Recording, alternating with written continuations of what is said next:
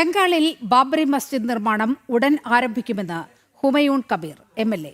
1200 പേരുടെ ഖുർആൻ പാരായണത്തോടെയാണ് ബാബറി മസ്ജിദിന്റെ നിർമ്മാണ പ്രവൃത്തികൾക്ക് തുടക്കം കുറിക്കുക. 2 വർഷത്തിനകം മസ്ജിദിന്റെ നിർമ്മാണം പൂർത്തിയാകുമെന്നും ജനതാ ഉന്നയൻ പാർട്ടി പ്രസിഡന്റ് കൂടിയായ ഹുമയൂൺ കബീർ വ്യക്തമാക്കി. പശ്ചിമ ബംഗാളിലെ മുർഷിദാബാദിലാണ് ബാബറി മസ്ജിദ് എന്ന പേരിൽ കെട്ടിടം നിർമ്മിക്കാൻ ഒരുങ്ങുന്നത്. 1200 പേരുടെ ഖുർആൻ പാരായണത്തോടെ 11-ാം തീയതി ബാബറി മസ്ജിദിന്റെ നിർമ്മാണം ആരംഭിക്കുമെന്ന് Janata Unnayan party president Humayun Kabir MLA വ്യക്തമാക്കി. বাবরি মসজিদের ভিত্তি স্থাপন তো 6 ডিসেম্বর হয়ে আছে।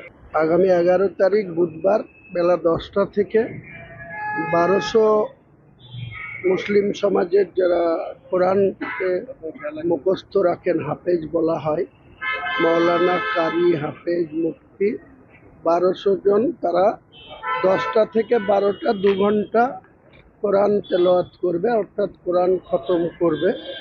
তারপরেই 12টা থেকে 12:30টার মধ্যে আনুষ্ঠানিকভাবে ইঞ্জিনিয়াররা এবং যারা নির্মাণ শ্রমিক তাদের উপস্থিতিতে ബാബറി മസ്ജിദിന്റെ കൺസ്ട്രക്ഷന്റെ കാজ ശുരു হয়. തന്നെ പിന്തിരിപ്പിക്കാനാകില്ലെന്നും എന്ത് വില കൊടുത്തും 2 വർഷത്തിനുള്ളിൽ മസ്ജിദിന്റെ നിർമ്മാണം പൂർത്തിയാക്കുമെന്നുമാണ് ഹുമയൂൺ കബീർ MLAയുടെ വെല്ലുവിളി. തൃണമൂൽ കോൺഗ്രസ് മുൻ നേതാവും ജനതാ ഉന്നയൻ പാർട്ടി പ്രസിഡന്റുമായ ഹുമയൂൺ കബീർ MLA ആണ് പള്ളി എന്ന പേരിൽ കെട്ടിടം നിർമ്മിക്കുന്നത്. കഴിഞ്ഞ ഡിസംബർ 6-ന് ഇതിന്റെ തറക്കല്ലിടൽ കർമ്മം കഴിഞ്ഞിരുന്നു.